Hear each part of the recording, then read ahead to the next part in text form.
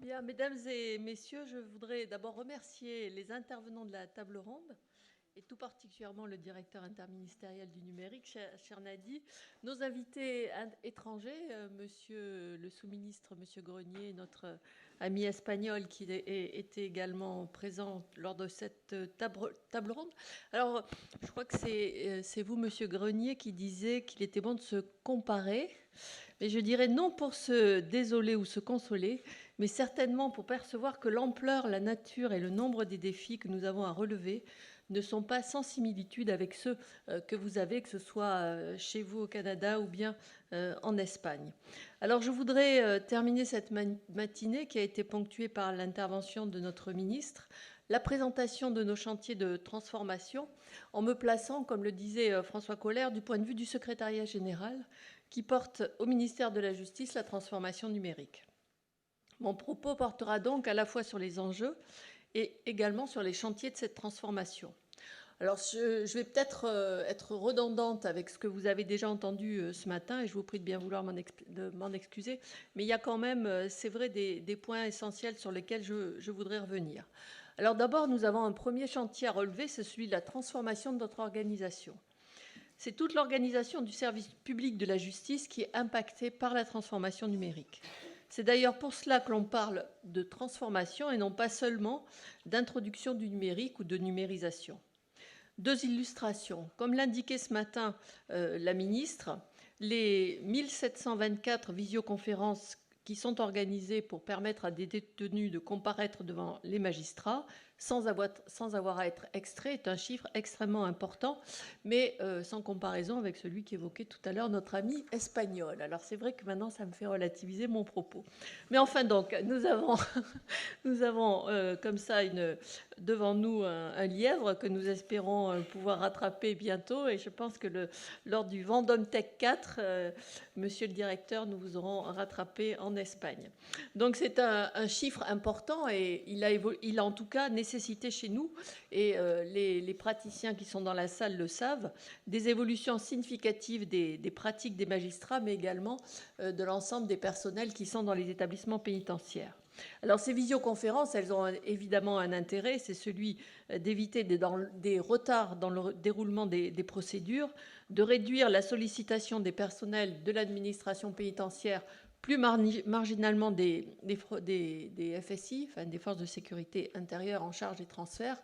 Et là encore, ceux qui connaissent les difficultés que nous avons eues au moment du transfert des extractions savent que nous avons multiplié les visios pour justement essayer d'y pallier.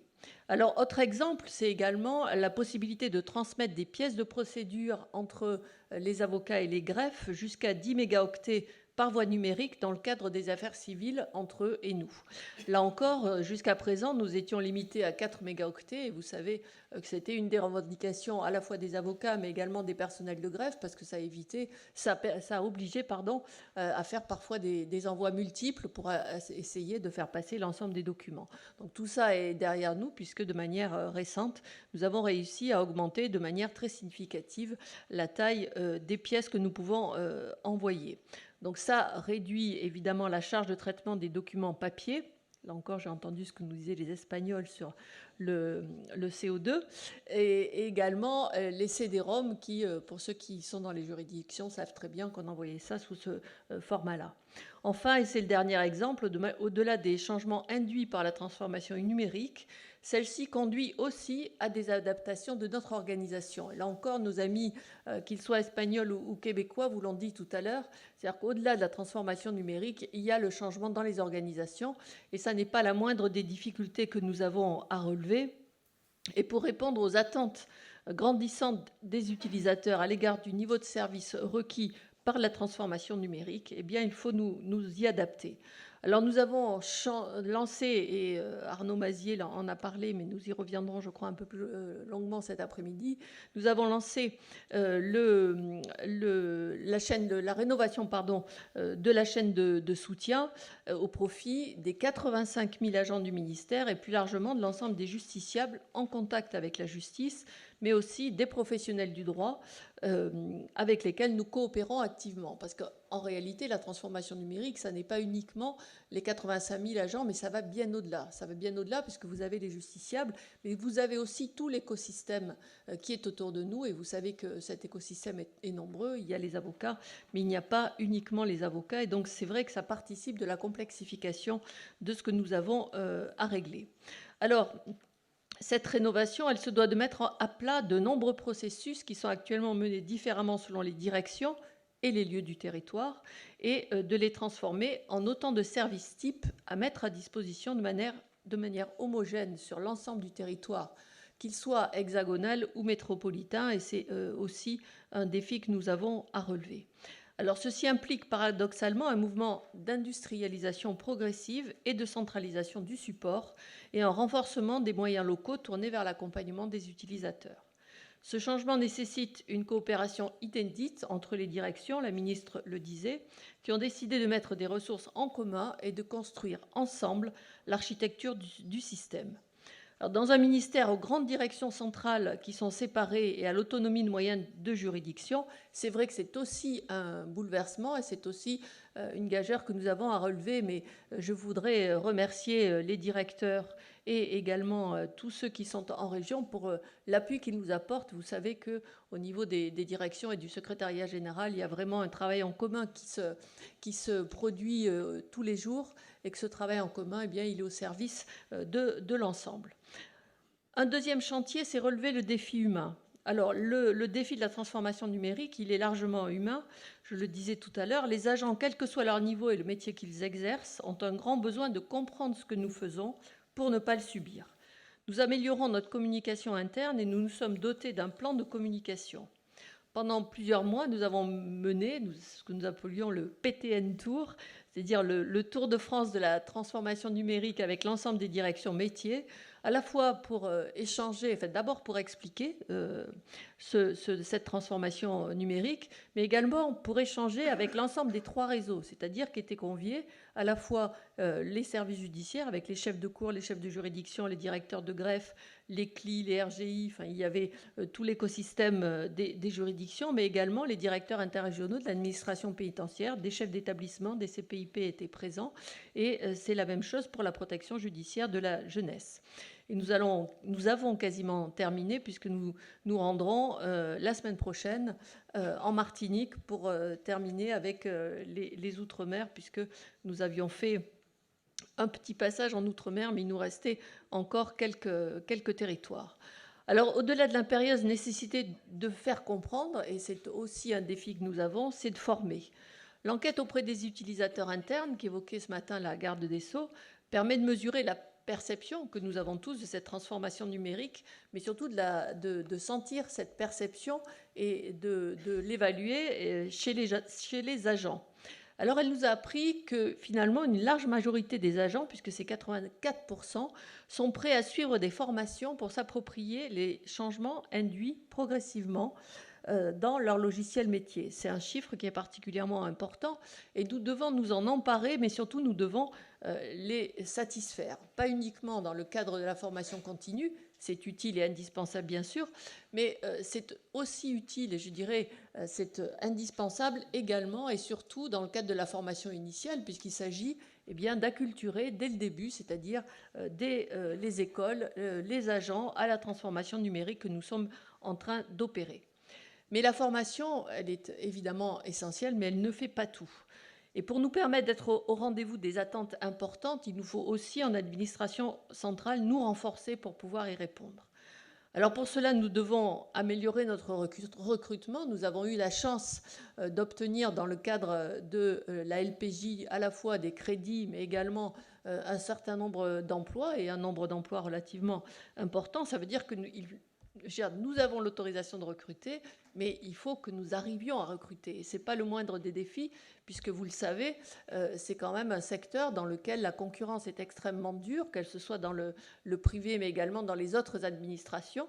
Et il nous faut être meilleurs que les autres. Alors meilleurs parce qu'on doit donner envie, mais aussi meilleurs, et c'est une réalité, aussi meilleure sur la rémunération que l'on peut offrir. Et je dois dire qu'on a quand même fait des progrès à ce niveau-là. Et puis être meilleur aussi dans la rapidité. Parce que quand quelqu'un vient taper à la porte du ministère de la Justice, si on lui dit on vous donnera une réponse, même si c'est dans un mois, c'est trop tard. Parce qu'à côté, il y aura des gens qui auraient été beaucoup plus rapides que nous. Donc on doit être meilleur et on doit être particulièrement performant. Et pour vous donner des chiffres qui sont quand même parlants, nous avions 200 postes et 200 recrutements qui devaient se faire. Nous avons eu 4000 candidatures, ce qui déjà être, je dirais, satisfaisant parce que ça veut dire que finalement nous sommes attractifs. Nous avons mené 1000 entretiens, ce qui est déjà beaucoup pour ceux qui ont dû les faire. Et avec ces 1000 entretiens, nous avons réussi à recruter 100 personnes.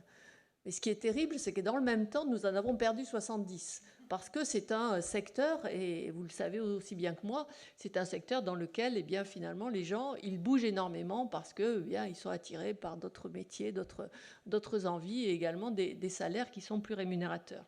Donc voilà, c'est un vrai défi que nous avons à mener. Je remercie les équipes qui sont à la manœuvre pour ces recrutements. Et nous avons dû aussi passer à une autre échelle, parce que les recrutements que nous connaissions il y a quelques années, où il suffisait de mettre sur son site « le ministère de la Justice recrute », évidemment, ça ne suffit pas. Donc il nous faut être présent au contact des écoles d'ingénieurs, il nous faut être présent aussi dans les salons, et il nous faut être présent sur les réseaux sociaux, parce que ça n'est finalement que comme ça que ça fonctionne aujourd'hui. Alors c'est ce que nous faisons, bien sûr, et nous serons d'ailleurs présents dans un salon qui est un salon de référence pour tous les praticiens qui sont dans la salle, c'est le salon Vivatech en juin prochain, aux côtés, Nadie, de la DINUM et de 4 ministères qui sont engagés comme nous dans la transformation numérique de l'État.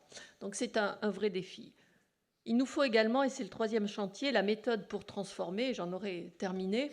C'est un aspect qui est souvent peu évoqué, mais très représentatif de l'ampleur des chantiers que nous menons. Il s'agit de la manière dont nous menons cette transformation. Alors nous avons mis en place une gouvernance qui est dédiée à la transformation numérique, totalement nouvelle par son ambition, et qui permet également le décloisonnement à la fois entre les directions d'administration centrale et le secrétariat général qu'elle induit.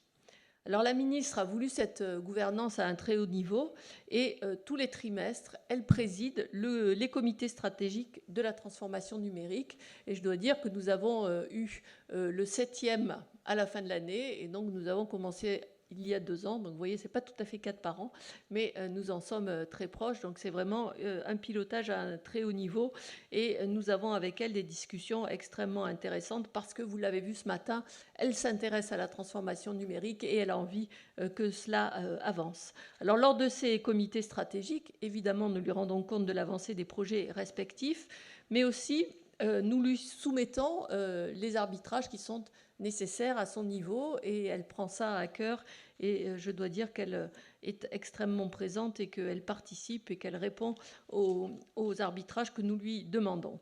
Donc c'est un comité qui garantit un portage avec un réel engagement de l'ensemble des directions, puisque l'ensemble des directions et des directeurs sont présents, qui s'appuie sur 7 comités thématiques où se retrouvent à la fois maîtrise d'ouvrage et maîtrise d'œuvre, qu'est le service du numérique.